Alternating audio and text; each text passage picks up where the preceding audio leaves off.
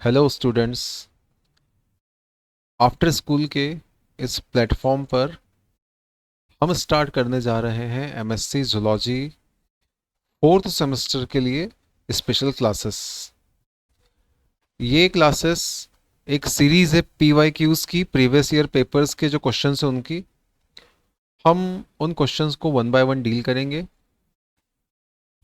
और आपको अच्छे से इस बात को एक्सप्लेनेशन देंगे कि किस तरह से आपको एग्ज़ाम में इन क्वेश्चन को सॉल्व करना है। एमएससी फोर्थ सेमेस्टर के एग्ज़ाम्स बस आने ही वाली है और आप सभी लोगों ने अपनी अपनी प्रिपरेशन करना स्टार्ट कर दी होगी। मैं इस वीडियो के द्वारा आपसे एक रिक्वेस्ट करना चाहता हूं कि आप जो अपनी प्रिपरेशन कर रहे हैं उस प्रिपरेशन को करते रहिए। आपने कुछ आपके नोट्स बनाए होंगे, हो सकता है आप किसी बुक से स्टडी कर रहे हो, लेकिन इन सभी के साथ में आपको पैरेलल इस वीडियो लेक्चर को देखना है। हम इस सीरीज में पीवाईक्यूज को डील करेंगे। एमएससी फोर्थ सेमेस्टर जूलॉजी के जो पीवाईक्यूज हैं उनको डील करेंगे। आप अपना प्रिपरेशन इन दोनों तरीकों से चालू रखिए, लेकिन साथ में जैसे ही आपको समय मिलता है इस वीडियो लेक्चर को 2x पर कंटिन्यूस सुनिए। इससे क्या होगा, इससे जो कॉन्सेप्ट है वो आपके दिमाग में, जो आपका अनकॉन्शियस माइंड है वहाँ पर फिट हो जाएगा और आप एग्ज़ाम में इन केस कुछ भूलते भी हैं तो इस वीडियो लेक्चर की हेल्प से आप उसको क्या कर पाएंगे, रिकॉल कर पाएंगे। ठीक है, हम पीवाईक्यूज करने वाले हैं। आपके सिलेबस में दो पेपर जो होते हैं वो आपके मेजर पेपर होंगे, जिसको आप इक्थियोलॉजी या फिश बायोलॉजी के नाम से जानते हो। इक्थियोलॉजी से रिलेटेड पेपर होंगे। और दो पेपर जो होते हैं वो आपके सब्जेक्ट स्पेसिफिक होते हैं, जिसमें से आज जो हम पेपर करने वाले हैं वो गैमेट बायोलॉजी डेवलपमेंट डिफरेंशिएशन का पेपर होगा। मैं एक पीवाईक्यू आपके सामने लेकर आया हूँ। 2023-24 का ये पेपर है। नॉर्मली स्टूडेंट्स ये सोचता है कि अगर मैंने लास्ट टू लास्ट ईयर का पेपर सॉल्व कर लिया तो मैक्सिमम क्वेश्चन वहाँ से रिपीट हो जाते हैं। मैंने भी आपके लिए वही पेपर चूज़ किया है। ये लास्ट ईयर का पेपर नहीं है, ये लास्ट टू लास्ट ईयर का पेपर है। और इस बात की एक्सपेक्टेशन बहुत ज़्यादा हाई है कि इसमें से जो मल्टीपल क्वेश्चन जो इसमें से दिए हुए हैं, इसमें से 70 to 80% जो रहेगा वो रिपीटेशन पे आ जाएगा। तो अगर आप ये पेपर बहुत अच्छे से कर लेते हैं तो बहुत अच्छी संभावना है कि आप आपकी एग्जाम्स में बहुत अच्छे से प्रिपेयर कर पाएँ, बहुत अच्छे से आप उसको स्कोर कर पाएँ। हम वन बाय वन क्वेश्चंस को डील करेंगे। हमारे सामने जो फर्स्ट क्वेश्चन आ जाएगा वो आ जाएगा, describe the comparative account of gonads in mammals. बहुत अच्छा क्वेश्चन है। किस तरह से इसको डील करना है, क्या क्या आपको बातें इसमें करनी है, उन सब के बारे में अपन इसमें वन बाय वन बातें करेंगे। हम हमारा पहले क्वेश्चन के साथ इस वीडियो को लेके चालू करते हैं। नेक्स्ट वीडियो में बाकी के क्वेश्चन जो है उसके आंसर, उसके एक्सप्लेनेशन भी आपको मिल जाएंगे। चलिए स्टार्ट करते हैं। हमारे सामने कंपैरेटिव अकाउंट ऑफ गोनेट्स दिया हुआ है, तो पहले तो अपन समझ लें, इस चीज़ को ब्रेक डाउन कर लें कि एग्जामिनर पूछना क्या चाह रहा है। आपको किसी चीज़ को कंपेयर करना है। ठीक है, कंपेयर करना मतलब आपको तुलनात्मक तरीके से उसको स्टडी करना है। आपको दो तीन चीज़ों को एक साथ लेके चलना पड़ेगा। हमको यहाँ पर बात करनी है कंपेयर किसको करना है अपने को, तो इसको दिमाग में रखो कि गोनेट्स को करना है। ठीक है, अब गोनेट्स क्या चीज़ होती है? गोनेट्स जो होते हैं वो नॉर्मली, अगर मैं वर्टिब्रेट्स की बात करूं या स्पेसिफिकली जैसे मैमल्स में पूछा गया है, मैमल्स में बात करूं, तो ये प्राइमरी सेक्स ऑर्गन होता है। प्राइमरी सेक्स ऑर्गन से क्या मतलब होता है? प्राइमरी सेक्स ऑर्गन से मतलब होता है कि इस पर्टिकुलर ऑर्गन के अंदर कुछ स्पेशल सेल्स बनेगी जिनको हम बोलते हैं गैमेट्स। ये गैमेट्स दो तरह के होते हैं, जैसा अपन जानते हैं कि एक जो चीज़ होगी वो होगा एग, जो कि फीमेल गैमेट है, और एक जो चीज़ होती है वो होता है स्पर्म। कुछ इस तरह से इन दोनों का जब फ्यूजन होता है तो फर्टिलाइजेशन होता है, फिर एम्ब्रियो फॉर्मेशन होता है। वो सारी बातें हम जानते हैं, लेकिन अपने को इस पर्टिकुलर जगह क्या करना है, कंपेयर करना है गोनेट्स को। तो अपन वो करना स्टार्ट करते हैं। हमारे पास दो गोनेट्स होते हैं, चूंकि मैमल्स के जो ऑर्गेनिज्म होते हैं वो सेक्सुअल डिफरेंशिएटेड होते हैं, मेल फीमेल अलग अलग होता है। तो अपन थोड़ा सा यहाँ पर देख लेते हैं कि अगर आप मेल गोनेट की बात कर रहे हो तो वो हो जाएगा टेस्टिस। और अगर आप फीमेल गैमेट की बात करते हो तो वो हो जाएगा ओवरी। ये दो बातें अगर अपने को समझ में आती है तो अपन यहाँ से आगे बढ़ना स्टार्ट करते हैं कि हमको जो प्रोसेस करनी है वो क्या करनी है। प्रोसेस गोनेट्स में गैमेटोजेनेसिस की प्रोसेस करनी है, आपको गैमेट्स बनाने हैं। और इसी वजह से हम गोनेट्स को बोलते हैं कि ये जो स्ट्रक्चर है ये प्राइमरी सेक्सुअल ऑर्गन के रूप में जाना जाता है। गैमेट बनाने की जो प्रोसेस होती है उसको हम बोलते हैं गैमेटोजेनेसिस। गैमेटोजेनेसिस। तो पहला फंक्शन जो हो जाएगा गोनेट्स का वो क्या हो जाएगा कि भैया ये गैमेटोजेनेसिस में काम करता है, गैमेटोजेनेसिस जो है इसके अंदर होती है। और दूसरा फंक्शन अपने को याद रखना है कि जो गोनेट्स होते हैं उनका एक और काम है, वो एंडोक्राइन फंक्शन भी करते हैं। Endocrine function. एंडोक्राइन फंक्शन से क्या मतलब होता है? एंडोक्राइन फंक्शन से मतलब होता है कि उनमें कुछ हार्मोन्स होते हैं और वो हार्मोन्स ब्लड स्ट्रीम के थ्रू अलग अलग जगह घूम के अपना काम करते हैं। तो एंडोक्राइन फंक्शन भी है और गैमेटोजेनेसिस भी ये कर रहा है। इन दोनों रीजन की वजह से जो गोनेट्स होते हैं उनको हम बोलते हैं कि भैया ये तो मिक्स्ड ग्लैंड्स हैं। Mixed glands.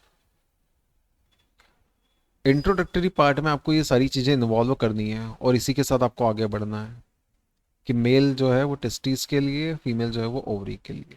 ये बात अपने को अच्छे से दिमाग में रखनी है। इन दोनों का जो डेवलपमेंट होता है वो एक स्पेसिफिक स्ट्रक्चर से होता है। उस स्ट्रक्चर को हम बोलते हैं जेनाइटल रिज। Genital ridge. ये जेनाइटल रिज बनती कहाँ से है? तो ये बनती है इंटरमीडिएट मीजोडर्म से।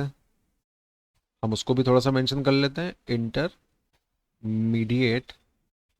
मीजोडर्म से बनती है। जैसा आप लोग जानते होंगे मीजोडर्म जो है वो 3 जर्म लेयर में से एक है जो सबसे लास्ट में बनती है। तो मीजोडर्म से इसका फॉर्मेशन होता है। ये बात भी अपन समझते हैं।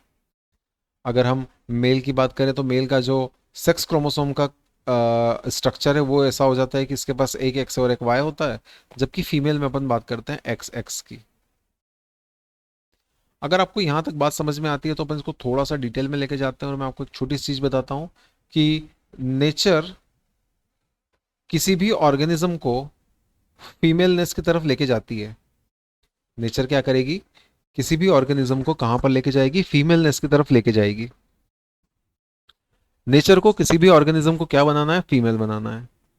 लेकिन कुछ स्पेशल केस ऐसे होते हैं जहां पर हम बात करते हैं कि ये जो फीमेलनेस है ये किसी स्पेसिफिक वजह से मेलनेस में कन्वर्ट हो गई।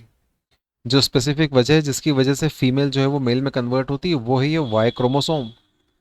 और वाई क्रोमोसोम के ऊपर भी आपने एक जीन का नाम सुना होगा, वो होता है SRY। तो SRY जीन की वजह से फीमेल्स जो कि बाय डिफॉल्ट बन रही है उसमें कुछ ऐसे परिवर्तन होते हैं जिसकी वजह से पूरा सिस्टम जो है वो मेलनेस की तरफ शिफ्ट हो जाता है। इस चीज का सिग्निफिकेंस क्या है कि आपको दोनों तरह का जो सेक्सुअल डिफरेंशिएशन है वो रखना है ताकि मेल और फीमेल जो है वो नेचर में बन सके और सेक्सुअल रिप्रोडक्शन जैसी प्रोसेसेस है वो सक्सेसफुली चल सके। हम आगे बात करते हैं स्ट्रक्चर्स से बारे में। एक बेसिक मैमेलियन टेस्टिस यहाँ पर बनी हुई है। ये मैमेलियन टेस्टिस है यहाँ पर। आप अच्छे से स्ट्रक्चर देख लीजिए। लेवलिंग करी हुई है, स्ट्रक्चर आपके सामने है और आपको शायद क्लियर दिख भी रहा होगा कि किस तरह से ये ओवरऑल इसकी एनाटॉमी है। इस टेस्टिस के स्ट्रक्चर में कुछ लोब्यूल्स बने हुए हैं। लोब्यूल्स में कुछ ट्यूब्यूल सिस्टम है जिसको हम बोलते हैं सेमिनिफेरस ट्यूब्यूल। Seminiferous tubule. ये जो सेमिनिफेरस ट्यूब्यूल होता है इसी में क्या होती है? इसी में स्पर्मेटोजेनेसिस की या मेल गैमेट बनाने की प्रोसेस हो रही होती है। तो ये आपको अच्छे से दिमाग में रखना है। फिर यहाँ से स्पर्म ट्रेवल करते हुए यहाँ से एपिडिडाइमिस से होते हुए वास डिफरेंस के थ्रू यहाँ से ऊपर जाता है और फिर वहाँ से वो इजैकुलेटरी डक्ट के थ्रू बाहर होता है। तो ये एक स्ट्रक्चर है जिसको आपको बहुत अच्छे से दिमाग में रखना है। फिर हम बात करते हैं फीमेल गोनेट के बारे में जो कि ओवरी होती है। इस स्ट्रक्चर को आपने बहुत अच्छे से देखा होगा और आई होप कि आपने जब प्रैक्टिकल फाइल बनाई होगी या जब आपने स्लाइड को विजुअलाइज किया होगा तब आपने डेफिनेटली मेमेलियन ओवरी को देखा होगा। इस मेमेलियन ओवरी में अलग अलग फेसेस बने हुए हैं। यहाँ पे अपन बात करते हैं कि प्राइमोर्डियल ओवेरियन फॉलिकल बना हुआ है जो कि सबसे प्रिमिटिव चीज़ है। उसके बाद प्राइमरी ओवेरियन फॉलिकल बनता है, फिर सेकेंडरी ओवेरियन फॉलिकल बनता है। उसके बाद यहाँ पर ग्राफियन फॉलिकल बना हुआ है ना। ये जो बड़ी स्ट्रक्चर है ये क्या है? ये ग्राफियन फॉलिकल है। इस ग्राफियन फॉलिकल के अंदर क्या प्रेजेंट है? गैमेट प्रेजेंट है। ये ग्राफियन फॉलिकल का रप्चर होता है। जब रप्चर होगा तो ये सेकेंडरी ओसाइट यहाँ से बाहर आ जाती है फर्टिलाइज होने के लिए। फिर अपन बात करते हैं कि एक स्पेशल स्ट्रक्चर का फॉर्मेशन हुआ है, वो है corpus luteum. In case corpus luteum जो है वो किसी वजह से डीजेनरेट हो जाता है तो उसको हम बोलते हैं कॉर्पस ल्यूटियम से वो बन गया कॉर्पस एल्बिकेंस। तो इस तरह से अलग अलग फेसेस में इस चीज़ को यहाँ पर शो करा गया है। आपको बहुत अच्छे से इस स्ट्रक्चर को ध्यान में रखना है। उसके बाद हम बात करते हैं स्पेशल केसेस के बारे में कि क्या क्या और स्पेशल केसेस हो सकते हैं, किस तरह से आप अपने आंसर को बहुत ज़्यादा स्पेशल बनाएंगे। तो अपने को छोटी सी बात, पहले तो अपन मेल गोनेट्स के बारे में कर लें। मेल गोनेट, मेल गोनेट जो होता है वो होता है टेस्टिस। सिंगुलर को हम बोलते हैं टेस्टिस, TESTIS।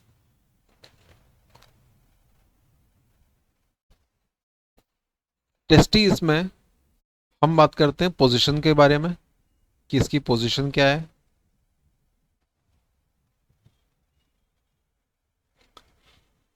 तो हो सकता है ये एब्डोमिनल हो,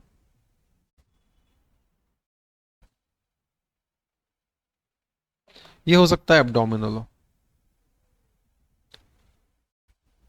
कहाँ पर मिलेगी ये एब्डोमिनल टेस्टिस? तो ये अपने को देखने को मिलती है प्रिमिटिव मैमल्स में।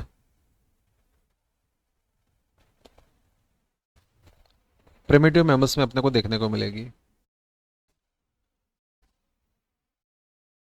एब्डोमिनल का क्या मतलब होता है कि जिस जगह टेस्टिस का ओरिजिन हुआ था, एम्ब्रियोनिक ओरिजिन हुआ था, है ना, टेस्टिस का एम्ब्रियोनिक ओरिजिन जहां पर हुआ था वहीं पर ये पड़ी रहेगी, वहीं पे ये मिलेगी। और इसकी लोकेशन कहाँ पर होती है? ये होती है नियर किडनी। तो नियर किडनी अपने को देखने को मिलती है। ये नॉर्मली डिसेंट होकर बॉडी के बाहर नहीं आती, जैसा शायद आप लोग जानते ही होंगे कि जो टेस्टिस की पोजीशन होती है मेल में, वो बॉडी के बाहर होती है ना, बॉडी के बाहर होती है। क्यों बॉडी के बाहर होती है? क्योंकि 2 to 3 डिग्री सेंटीग्रेड जो है वो टेम्परेचर बॉडी के बाहर कम मिलता है। और ये जो लो टेम्परेचर है ये स्पर्मेटोजेनेसिस को फेवर करता है। तो नॉर्मली मैमल्स में जो टेस्टिस होती है वो एक सैक में, जिसको अपन बोलते हैं स्क्रोटम, उसमें बंद रहती है और बॉडी के बाहर प्रेजेंट होती है। लेकिन एब्डोमिनल टेस्टिस भी मिलती है, ये अपने को मिलेगी प्रिमिटिव मैमल्स में, जहां पर अपन बात करते हैं कि जिस जगह एम्ब्रियोनिक ओरिजिन हुआ है वहीं पर ये टेस्टिस अभी भी प्रेजेंट है। इसका एग्जाम्पल कुछ अपन देख लेते हैं। एग्जाम्पल क्या हो जाएगा? इसका एग्जाम्पल हो जाएगा मोनोट्रिम्स। मोनोट्रिम्स, मोनोट्रिम्स में कौन आ जाता है एग्जाम्पल? तो इसका एग्जाम्पल याद रखना, ये आ जाता है प्लेटिपस। इसके अलावा एलिफेंट्स, इसके अलावा यहाँ पर एग्जाम्पल में आ जाएगा व्हेल्स, सिटेशियंस। व्हेल्स जो होती है उसको हम सिटेशियंस ग्रुप में रखते हैं। और आ जाता है साइरेनियंस। तो ये अपने को अच्छे से दिमाग में रखना है कि एब्डोमिनल टेस्टिस भी मिलती है। फिर अपन बात करते हैं सेकंड टाइप की। सेकंड टाइप की जो टेस्टिस होती है वो होती है स्क्रॉटल। स्क्रॉटल का क्या मतलब होता है? स्क्रॉटल का मतलब होता है जो स्क्रॉटम में मिले। इसके लिए हम एक और टर्म यूज करते हैं, एक्स्ट्रा एब्डोमिनल। एक्स्ट्रा एब्डोमिनल, ये अपने को देखने को मिलती है यूथीरियंस में।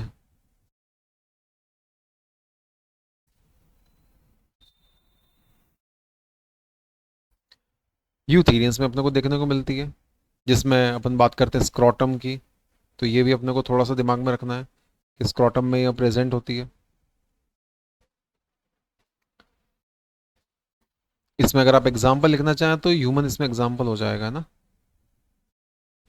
जहाँ पे स्क्रोटम में मिलती है। स्क्रोटम की पोजीशन यहाँ पे ध्यान रखना, behind the penis.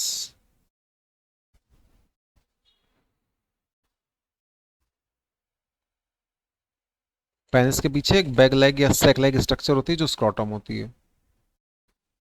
Third type के जो होते हैं वो होते हैं पीरियोडिक या सीजनल टेस्टिस। ये स्पेशल सीजन आने पे बाहर आती है स्क्रॉटम में, और जब वो सीजन चला जाता है तब वो वापस क्या हो जाती है, रिट्रैक्ट कर जाती है या अपनी ओरिजिनल पोजीशन पे चली जाती है।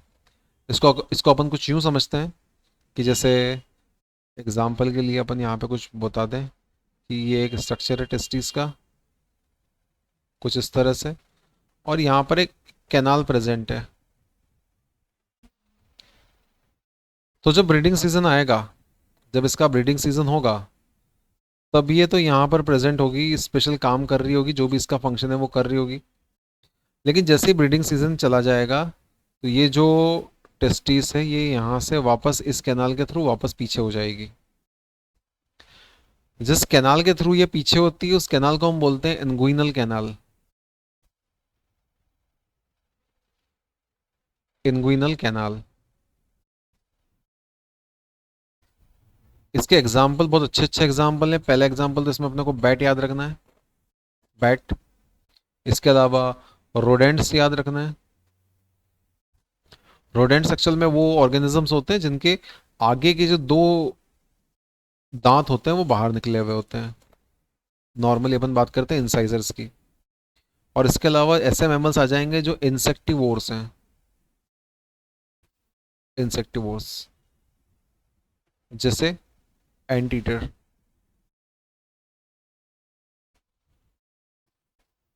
तो ये तीन टाइप के अपन ने टेस्टिस की, on the basis of position of the testis, ये अपन ने तीन तरह का क्लासिफिकेशन अपन ने किया। फिर अपन बात करते हैं हिस्टोलॉजी की।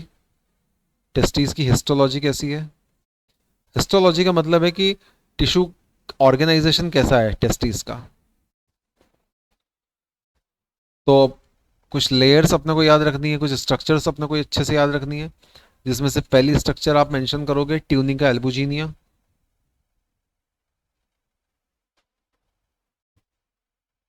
ट्यूनिका एल्बुजिनिया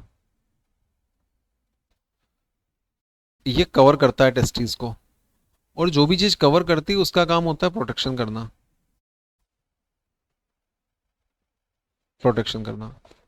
अगर कोई स्ट्रक्चर प्रोटेक्शन कर रही होगी तो उसके कुछ कुछ प्रॉपर्टीज होती है, जैसे वो टफ होगी, वो फाइब्रस होगी।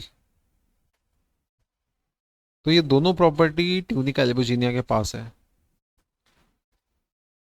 जो सेकंड स्ट्रक्चर मिलती है वो मिलता है seminiferous tubule. Seminiferous tubule. Seminiferous tubule में क्या होता है? सेमिनिफेरस ट्यूब्यूल में स्पर्मेटोजेनेसिस होता है। स्पर्मेटोजेनेसिस इसमें होगा। सेमिनिफेरस ट्यूब्यूल की प्रॉपर्टी अपने को याद रखना है, ये कॉइल्ड होती है। तीसरी स्ट्रक्चर जो अपने को याद रखनी है वो याद रखनी है सर्टोली सेल्स। सर्टोली सेल्स को हम नर्स सेल्स के नाम से भी जानते हैं। इसी सेल को सस्टेंटाकुलर सेल्स भी कहते हैं। सस्टेंटाकुलर सेल्स। और ये नरिशमेंट प्रोवाइड करती है जर्म सेल्स को, ताकि गैमेट को न्यूट्रिशन मिल सके। फोर्थ स्ट्रक्चर इसमें मिलती है लेडिक सेल। लेडिक सेल जिसको हम इंटरस्टिशियल सेल के नाम से भी जानते हैं। लेडिक सेल जो होती है जिसको हम इंटरस्टिशियल सेल के नाम से जानते हैं। Interstitial cell.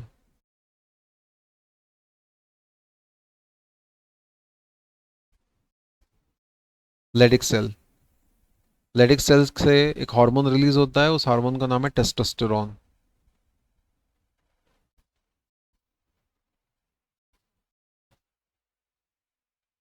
लेडिक सेल का जो ट्रिगर है वो जिस हार्मोन की वजह से होता है वो होता है एलएच।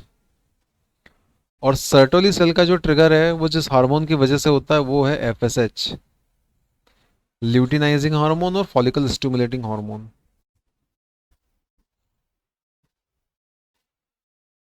फिर अपन बात करते हैं फीमेल गोनेट्स के बारे में। अपन अब बात करेंगे ओवरीज के बारे में कि ओवरीज में क्या स्ट्रक्चर मिलती है।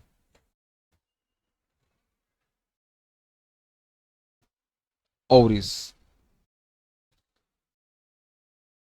अगर अपन मोनोट्रेम्स में बात करें, मोनोट्रेमेटा में बात करें, जो कि प्रिमिटिव मैमल्स होते हैं। एग्जाम्पल अपन ने अभी देखा था कि भैया इसमें आते हैं प्लेटिपस जैसे एनिमल्स।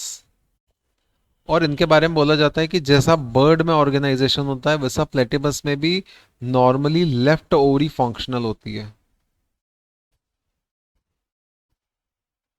सिर्फ लेफ्ट ओवरी फंक्शनल होगी। और राइट के बारे में बोला जाएगा कि जो राइट ओवरी होती है वो रिड्यूस्ड हो जाती है, बहुत ज़्यादा कोई उसका फंक्शन नहीं है। ओवरीज की जो साइज है उसके बारे में बोला जाता है कि लार्ज ओवरीज होती है इसमें। लार्ज होने का जो रीज़न है वो ये बताया जाता है कि इसके जो एग होते हैं वो मैक्रोलेसिथल एग हैं। मैक्रोलेसिथल एग, मैक्रोलेसिथल एग वो होते हैं जिनमें नंबर ऑफ योग ज़्यादा होता है। इसके अलावा जो ग्रुप मैमल्स में आता है वो आता है मार्सुपियल और यूथीरियंस। मार्सुपियल्स, मार्सुपियल्स वो एनिमल्स हैं या वो मैमल्स हैं जिनकी बॉडी में पाउच मिलता है जिसमें यंग जो है वो अपना ग्रोथ कंप्लीट करता है। और इसके अलावा यहाँ पे आ जाते हैं यूथीरियंस। यूथीरियंस, इनमें ओवरी जो रहेगी वो स्मॉल रहेगी, छोटी ओवरी रहेगी। ओवरी सिमेट्रिकल रहेगी। और इनके जो एग होंगे वो होंगे माइक्रोलेसिथल। माइक्रोलेसिथल का क्या मतलब होता है कि जो नंबर ऑफ योक रहेगा वो कम रहेगा।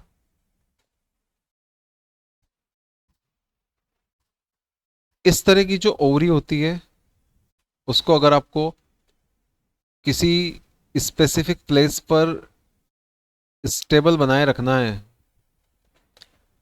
तो यहाँ पर ओवरी को स्टेबल बनाए रखने के लिए एक स्ट्रक्चर मिलती है जिसको हम बोलते हैं मीजोवेरियम। मीजोवेरियम, मीजोवेरियम बेसिकली डबल टेप का फंक्शन करता है ओवरी को किसी जगह से चिपकाए रखने के लिए। तो ये एक ओवरी की स्ट्रक्चर हो गई। फिर अपन ओवरी की एनाटॉमी के बारे में बात कर लेते हैं कि ओवरी की एनाटॉमी किस तरह की है। एनाटॉमी का मतलब होता है कि इंटरनल स्ट्रक्चर कैसी है ओवरी की। जब अपन इंटरनल स्ट्रक्चर देखने जाते हैं ओवरी की तो अपने को इसमें दो तरह की चीज़ें मिलती है। एक मिलता है कॉर्टेक्स और एक मिलता है मेडुला। जैसा अपन जानते हैं कि अलग अलग ऑर्गन्स में ये दोनों चीज़ें मिलती है। एक जो चीज़ होती है वो होता है कॉर्टेक्स और एक जो चीज़ होती है वो होता है मेडुला।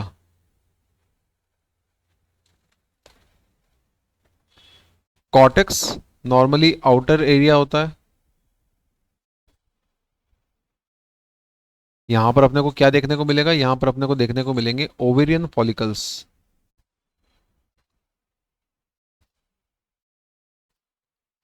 मेडुला जो होता है वो अंदर का या सेंट्रल एरिया होता है। और यहां पे अपने को देखने को मिलेगा लूज कनेक्टिव टिश्यू। यहां पे अपने को देखने को मिलेगा ब्लड वेसल्स और नर्व्स। इसके अलावा अगर अपन आउटर मोस्ट की बात करें तो यहां पर प्रेजेंट होती है जर्मिनल इपिथीलियम।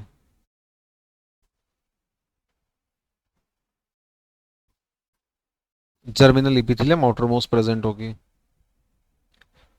जब अपन ने अभी ओवरी का स्ट्रक्चर देखा था तो उसमें जो फाइनल फॉलिकल था जिसको अपन ने कहा था ग्राफियन फॉलिकल, ये ग्राफियन फॉलिकल रप्चर होता है और इसमें से सेकेंडरी ओसाइड बाहर आती है। इसके अंदर एक स्ट्रक्चर होती है जिसको हम बोलते हैं एंट्रम। और एंट्रम के अंदर एक स्पेशल फ्लूइड भरा हुआ है जो एंट्रम को एक स्पेसिफिक या ग्राफियन फॉलिकल को एक स्पेसिफिक सराउंडिंग प्रोवाइड करता है। ये मेमेलियन ओवरी का कैरेक्टरिस्टिक फीचर है, इसको अपने को याद रखना है, ग्राफियन फॉलिकल और एंट्रम। ये स्पेशल फीचर है मेमेलियन ओवरी का। तो अगर आप मेमेलियन गोनेट्स को कंपेयर कर रहे हो तो आपको इस ओवरी वाली जगह पे ग्राफियन फॉलिकल को मेंशन करना ही करना है। ये एक्स्ट्रा मार्क्स दिलवाता है। फिर अपन बात करते हैं कि ओवरी में जो प्रोसेस होती है वो होती है ओव्यूलेशन की। ओव्यूलेशन का मतलब क्या होगा? सेकेंडरी ओसाइट का बाहर आना। अब सेकेंडरी ओसाइट के भी दो फेट होते हैं। पहले फेट में अपन बात करते हैं कि फर्टिलाइजेशन हुआ, और दूसरे में अपन बात करते हैं कि नो फर्टिलाइजेशन।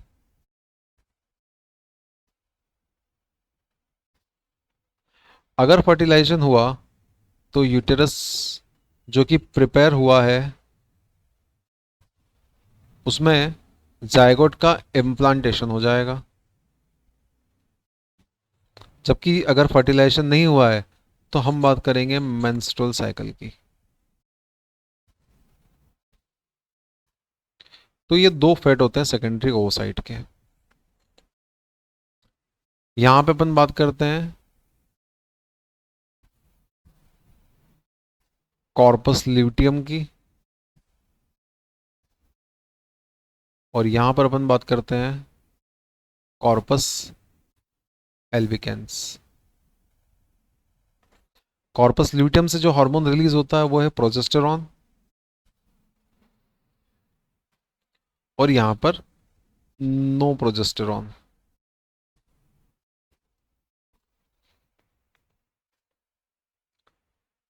अगली जो बात हम करने वाले हैं वो comparative account of associated ducts करेंगे। हम जो कंपैरिजन कर रहे हैं उसको अपने को सभी का कंपैरिजन करना है, ठीक है। तो यहाँ पे जो अपन कंपैरिजन करने वाले हैं, अब करने वाले हैं एसोसिएटेड डक्ट्स का। एसोसिएटेड डक्ट, ये जो डक्ट होती है ये एक बहुत इंपॉर्टेंट रोल प्ले करती है किसी भी स्ट्रक्चर में। इसके थ्रू अलग अलग चीज़ों का जो ट्रांसपोर्टेशन है वो होता है। तो डक्ट्स को अपने को दिमाग में रखना है। मेल डक्ट की बात अपन पहले कर लेते हैं कि मेल कौन कौन सी डक्ट होती है। तो जो इंपॉर्टेंट डक्ट्स है उसमें से पहली आ जाएगी वॉस एफरेंस।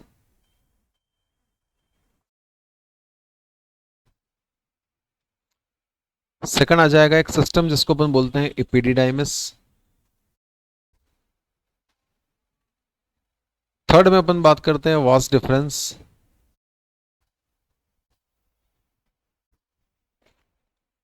फोर्थ में अपन बात करते हैं एसेसरी ग्लैंड्स के बारे में।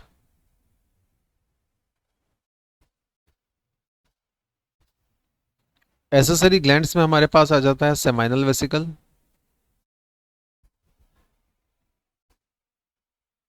सेकंड हमारे पास आ जाएगी प्रोस्टेट, और थर्ड जो हो जाती है वो आ जाती है कॉपर्स ग्लैंड।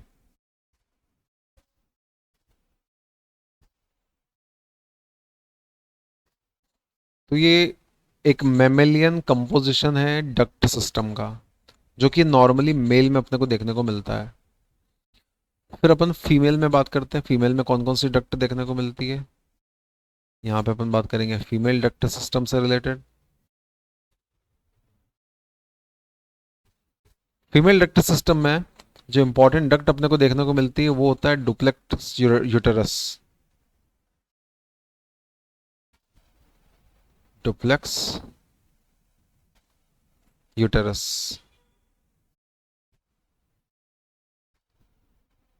यहां पे अपन बात करते हैं दो सेपरेट यूटेराई प्रेजेंट है। टू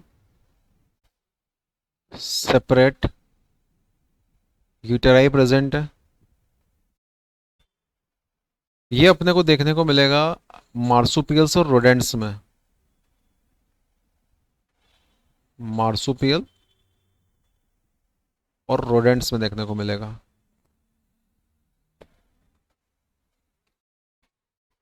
एक जो होता है वो होता है बाईपार्टाइट यूटेरस।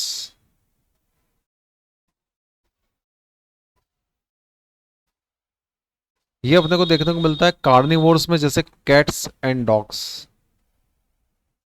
कहाँ पे देखने को मिलेगा? कार्निवोर्स में देखने को मिलेगा।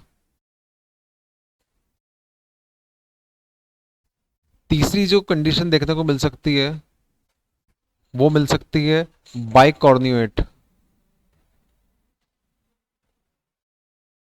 बाइकॉर्न्यूएट यूटेरस।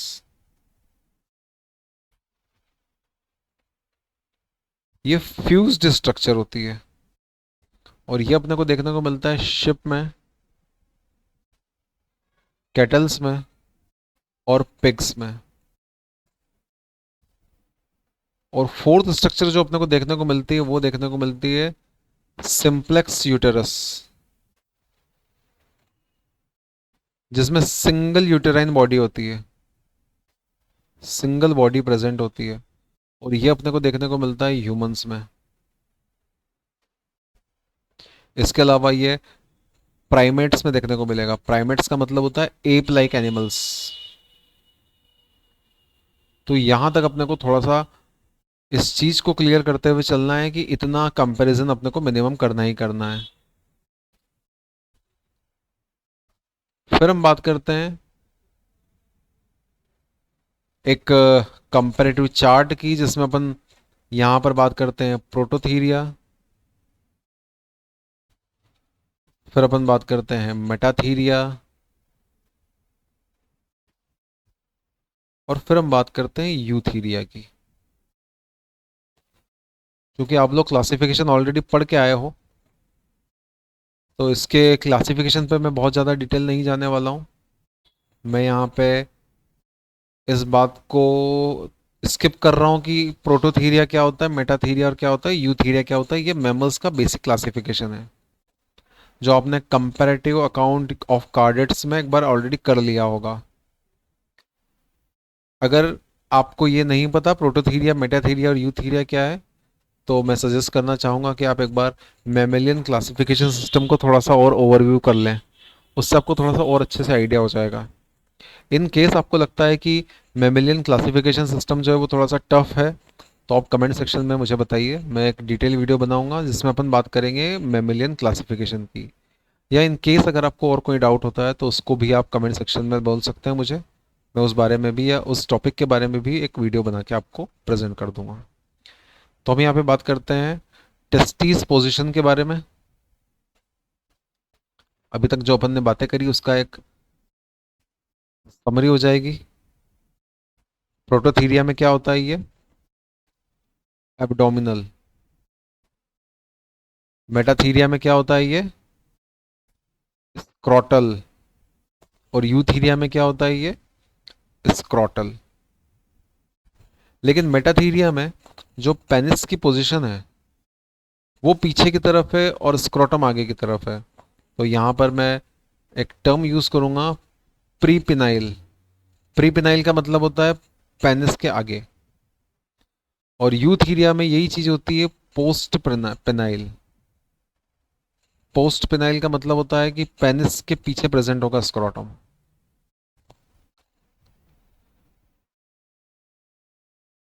ओवरी साइज के बारे में अपन बात करें, प्रोटोथीरिया में ये स्ट्रक्चर होता है लार्ज। मेटाथीरिया में ये स्ट्रक्चर होता है स्मॉल। और यूथीरिया में भी ये स्ट्रक्चर कैसा हो जाएगा? स्मॉल हो जाएगा। अगली बात हम करते हैं कॉर्पस ल्यूटियम के बारे में। कॉर्पस ल्यूटियम प्रोटोथीरिया में प्रेजेंट है, मेटाथीरिया में भी प्रेजेंट है और यूथीरिया में भी प्रेजेंट है। लेकिन प्रोटोथीरिया में ये शॉर्ट लिव्ड होता है, बहुत कम समय के लिए होता है। मेटाथीरिया में ये मोर डेवलप्ड कंडीशन में देखने को मिलता है। और यूथीरिया में ये हाईली डेवलप्ड देखने को मिलता है। हाईली डेवलप्ड स्ट्रक्चर के फॉर्म में अपने को देखने को मिलता है।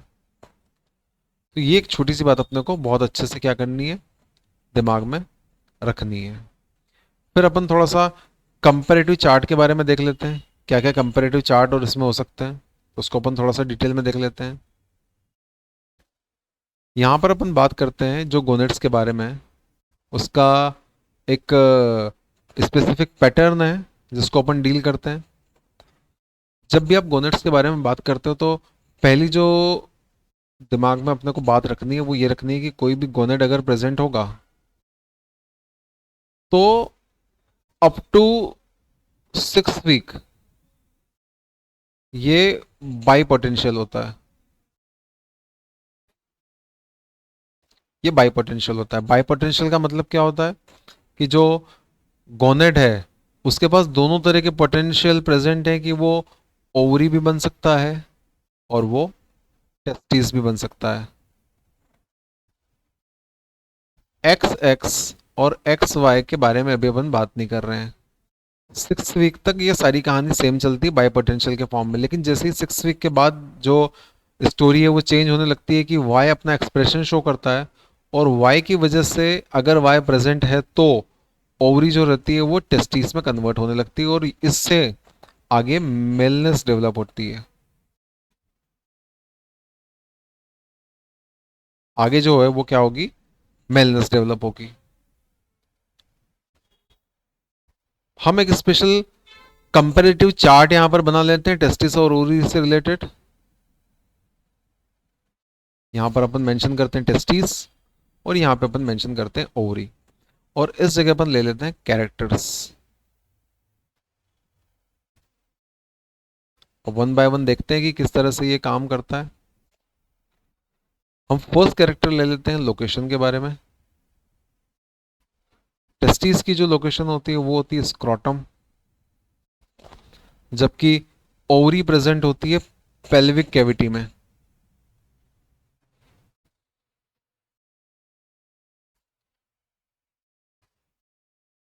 यहां पे अगर अपन शेप से रिलेटेड बातें करें तो जो टेस्टिस होती है वो होती है ओवल शेप, जबकि ओवरी जो होती है वो होती है आलमंड शेप।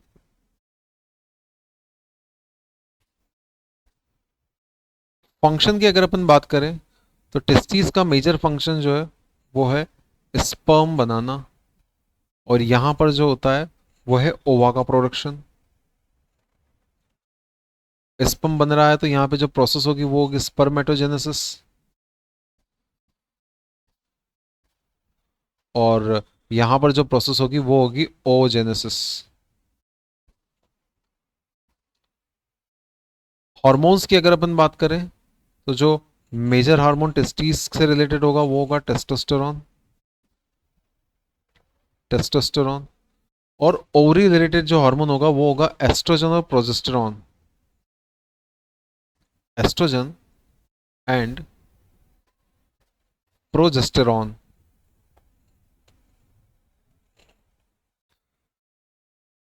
इंटरनल स्ट्रक्चर के बारे में अगर अपन बात करें, इंटरनल स्ट्रक्चर क्या प्रेजेंट होती है तो टेस्टिस में प्रेजेंट होता है सेमिनिफेरस ट्यूब्यूल्स। सेमिनिफेरस ट्यूब्यूल्स, जबकि ओवरी में प्रेजेंट होते हैं ओवेरियन फॉलिकल्स। Ovarian follicles. यहाँ पे अपन बात कर रहे थे टेस्टिस की, यहाँ पे अपन बात कर रहे हैं ओवरी की और यहाँ पे अपन मेंशन करके चलते हैं कैरेक्टर्स। हम बात करते हैं कैरेक्टर में सपोर्ट सेल्स के बारे में कि सपोर्ट सेल्स कौन कौन सी है। तो टेस्टिस में प्रेजेंट होगी सर्टोली सेल्स, जबकि ओवरी में प्रेजेंट होती है granulosa cells.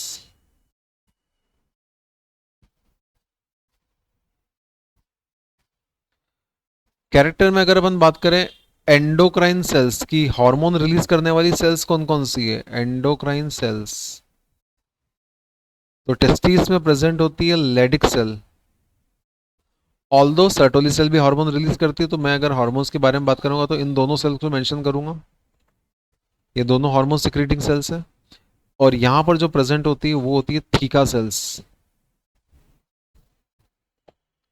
Theca sales. Character में अगर अपन टेम्परेचर के बारे में बात करें तो टेस्टिस को चाहिए लो टेम्परेचर या लोअर देन बॉडी और ओवरी में अगर अपन बात करें तो यहाँ पे नॉर्मल बॉडी टेम्परेचर में काम हो जाता है, नॉर्मल बॉडी टेम्परेचर। अगर अपन एक्टिविटी की बात करें तो टेस्टिस में ये कंटिन्यू चलती है, जबकि ओवरी में अपन बात करें तो ये साइक्लिक चलती है। साइक्लिक का मतलब होता है मेंस्ट्रुअल साइकिल के हिसाब से चलती है। यहीं पे अपन एक छोटी सी बात और देख लेते हैं कि अगर अपन थोड़ा सा साइक्लिक और जैसे अपन ने नॉन साइक्लिक के बारे में बात करी, तो यहाँ पे अगर मैं टेस्टिस के बारे में बात करूँ और यहाँ पर मैं अगर ओवरी के बारे में बात करूँ, तो जो पूरी प्रोसेस है गैमेटोजेनेसिस की वो कुछ यूँ चलती है कि टेस्टिस में जो गैमेटोजेनेसिस है, गैमेटोजेनेसिस ये स्टार्ट होता है आफ्टर प्यूबर्टी। गैमेटोजेनेसिस का मतलब होता है गैमेट का फॉर्मेशन, मतलब अपन इसमें जर्म सेल्स की बात कर रहे हैं, और जर्म सेल्स में क्या होता है, मियोसिस होता है।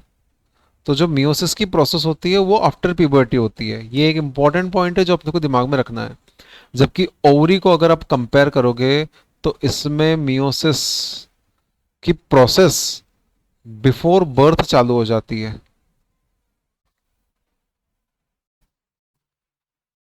इसमें जो मियोसिस की प्रोसेस है वो आफ्टर प्यूबर्टी चालू हो जाएगी, जबकि मियोसिस की प्रोसेस ओवरी में या फीमेल में बिफोर बर्थ चालू हो जाती है। यहीं पर अपन एक छोटी सी बात और देख लेते हैं कि भले ही गैमेटोजेनेसिस की प्रोसेस टेस्टिस में आफ्टर प्यूबर्टी होती है, लेकिन उसके बाद ये कंटिन्यू चलती रहती है और ये चलेगी फॉर लाइफ टाइम। मेल में स्पर्म फॉर्मेशन कभी भी नहीं रुकता, मतलब टेस्टिस कभी भी काम करने से मना नहीं करती। लेकिन ओवरी में हम बात करते हैं कि एक स्पेसिफिक एज पर, जो कि 45 होता है या इसके आसपास की जो एज होती है, वहाँ पर एक प्रोसेस होती है जिसको हम बोलते हैं मेनोपॉज, और इसके बाद ओवेरियन फंक्शन सीज हो जाता है। तो ये एक कंपैरेटिव स्ट्रक्चर अपने को बहुत अच्छे से दिमाग में रखना है। आई होप आपको ये सारी बातें बहुत अच्छे से क्लियर हुई होगी। इन केस आपको किसी टर्मिनोलॉजी से रिलेटेड या किसी स्टेटमेंट से रिलेटेड कोई प्रॉब्लम आती है तो आप प्लीज़ कमेंट सेक्शन में पूछ सकते हैं। आई होप आपको वीडियो लेक्चर अच्छा लगा होगा, पसंद आया होगा और आपको ये हेल्पफुल रहा होगा। अगला वीडियो लेक्चर आप किस टॉपिक से रिलेटेड चाहते हैं उसको कमेंट बॉक्स में बता दीजिए। अदरवाइज मैं इस PYQ सीरीज को तो कंटिन्यू कर ही रहा हूँ, जो नेक्स्ट क्वेश्चन होगा उसको हम नेक्स्ट लेक्चर में डील करेंगे। तब तक के लिए बहुत अच्छे से आप प्रिपेयर करते रहिए। आपकी आने वाली एग्जाम्स के लिए बेस्ट ऑफ लक।